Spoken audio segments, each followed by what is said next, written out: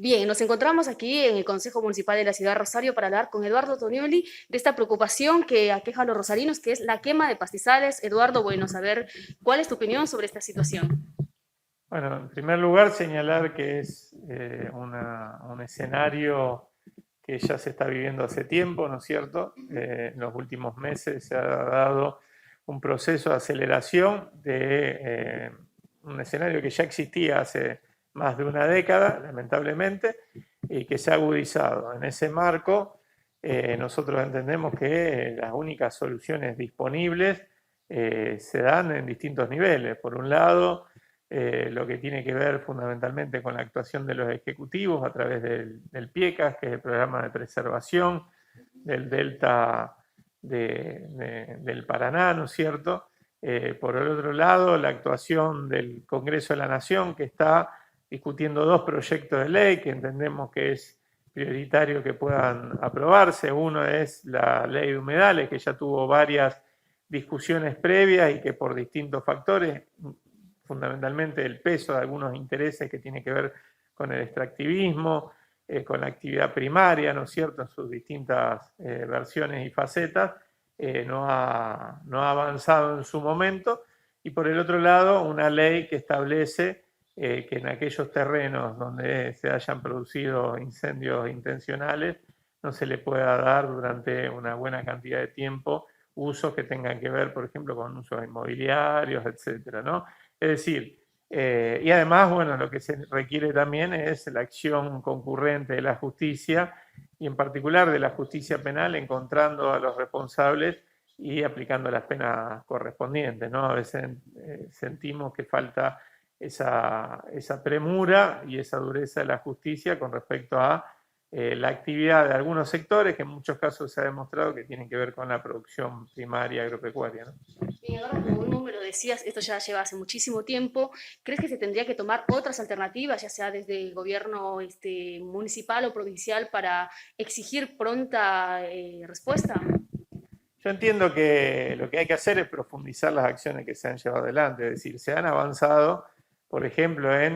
yo hacía referencia al PIECAS, ¿no? Durante el periodo del macrismo, bueno, es un programa que se desfinanció y también el Programa Nacional de Manejo del Fuego, ¿no es cierto?, que se desfinanció profundamente. Estamos ante un proceso político, ante un gobierno que ha decidido recuperar esas herramientas, agregar otras, ¿no es cierto?, como los faros de preservación que permiten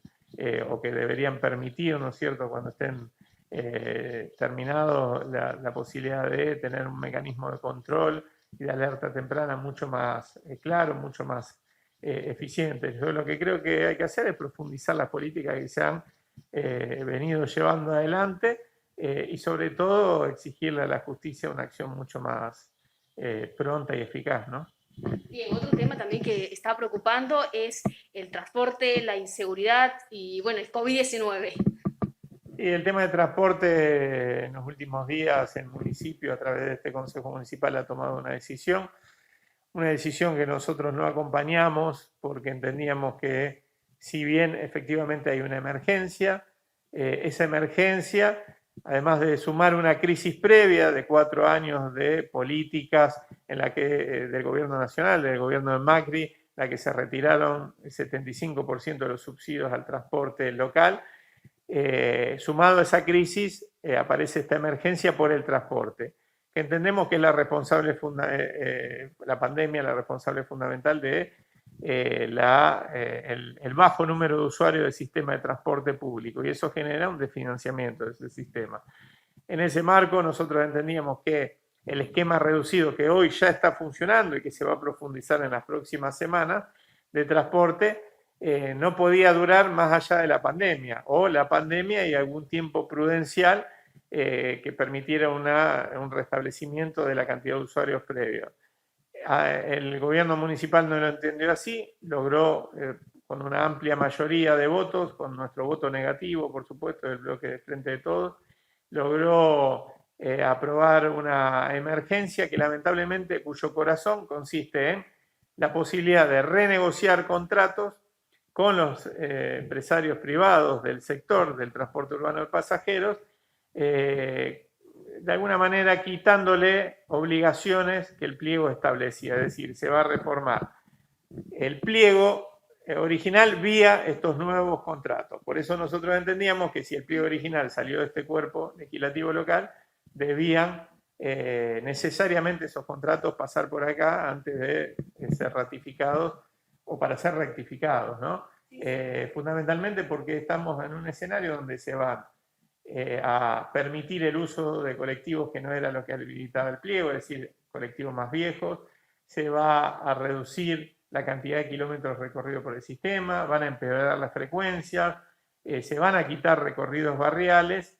pero no solo por el periodo de la emergencia como pensábamos nosotros que era razonable, sino por un periodo mucho más amplio que puede llegar hasta el 2029, que es lo que duraba la concesión, lo que va a durar la concesión de este pliego, ¿no? Tonelli, recién hablábamos con Charly Cardosi y nos decía, bueno, que ya que en este caso la Nación no se está pudiendo hacer cargo del tema del presupuesto, podría,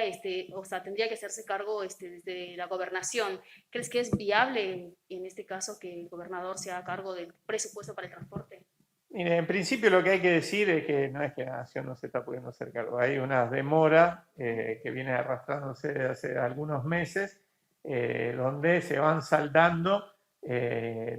no de tiempo y forma, por decirlo de alguna manera, ¿no? Y eso, por supuesto, merece un ajuste por parte de la Nación para que puedan ser depositados estos fondos en tiempo y forma y evitar este tipo de conflictos, porque repito, al no ingresar los recursos por venta de boletos, prácticamente los subsidios son orientados fundamentalmente y exclusivamente a pagar salarios. Entonces, en ese marco, nosotros entendemos que lo que debe darse es una agilización de Nación del depósito de estos fondos. Para el año que viene ya están dispuestos aumentos en materia de subsidios por parte del Estado Nacional que representan un 280% más de lo que ponía el gobierno nacional en el 2019, el gobierno de Macri, ¿no? Y en el caso del gobierno provincial, orientado a Rosario, hay un aumento de más del 50% con respecto a este año para el presupuesto del año que viene del Fondo Compensador Provincial, a lo que hay que sumarle la ley Rubeo. Entre los dos serían 1.000 millones de pesos durante todo el año que viene para la ciudad de Rosario exclusivamente, y 2.000 millones de pesos el boleto educativo gratuito del momento que empiecen de nuevo las clases presenciales. Entonces estamos hablando de un crecimiento del 460% si hacemos una comparación con el 2019 del gobierno provincial dedicado a la ciudad de Rosario y su transporte. Nosotros entendemos que son argumentos suficientes para pensar que va a haber un grado de certeza y de estabilidad el año que viene, y que no puede extenderse, como se pretende hacer hasta el 2019, un esquema signado por la coyuntura o al calor de la emergencia y al calor de la precariedad que introduce la emergencia. Nosotros creemos que con la excusa de la pandemia se va a permitir a los empresarios privados del sector de transporte arrasar con la movilidad de los rosarinos y rosarinas, lamentablemente, ¿no? ¿Tema seguridad?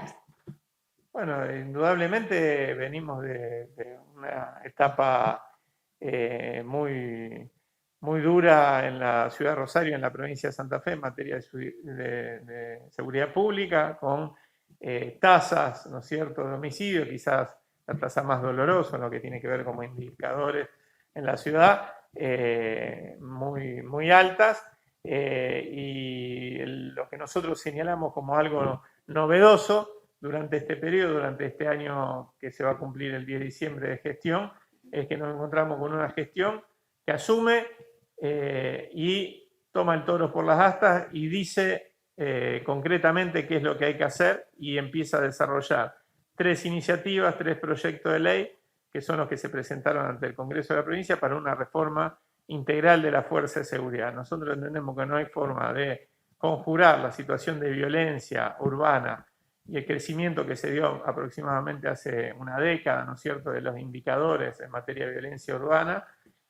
sin una reforma integral de la seguridad pública, por un lado, y de las fuerzas de seguridad en particular, por fundamentalmente la implicación que hay entre el crimen, entre determinada economía delictiva y sectores de la fuerza de seguridad. Es imposible avanzar si no se lleva adelante esa reforma integral, ¿no? Y creemos que el gobierno de la provincia está en ese camino. Por supuesto, en el medio está la gestión cotidiana de la seguridad pública, que pone de alguna manera en entredicho y en tensión permanente a cualquier gestión, ¿no? Con estos números. Bien, bueno, para cerrar, estamos llegando a los últimos días del año, tema COVID-19, una reflexión. Bueno, a ver, estamos terminando el año, un año muy duro, un año que ha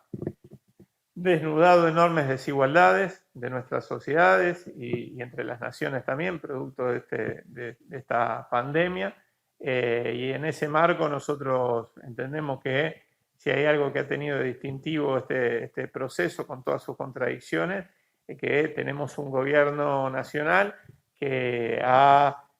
puesto en el centro de la escena el cuidado de los argentinos y de las argentinas, ¿no? Entonces, en ese marco, nosotros valoramos todo lo que se está llevando adelante, entendemos que la discusión que se va a dar en las próximas horas sobre el impuesto a las grandes fortunas o el aporte extraordinario de las grandes fortunas pone el eje y la centralidad en la necesidad de discutir no solo cómo el Estado nos cuida, sino también cómo se financia el Estado para cuidarnos, ¿no? Y la necesidad de algo más profundo incluso que este aporte extraordinario, que es una reforma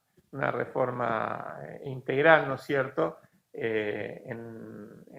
nuestro país, una reforma tributaria integral que permita que aquellos sectores con mucho más poder adquisitivo puedan hacer un aporte mayor a las arcas del país, ¿no?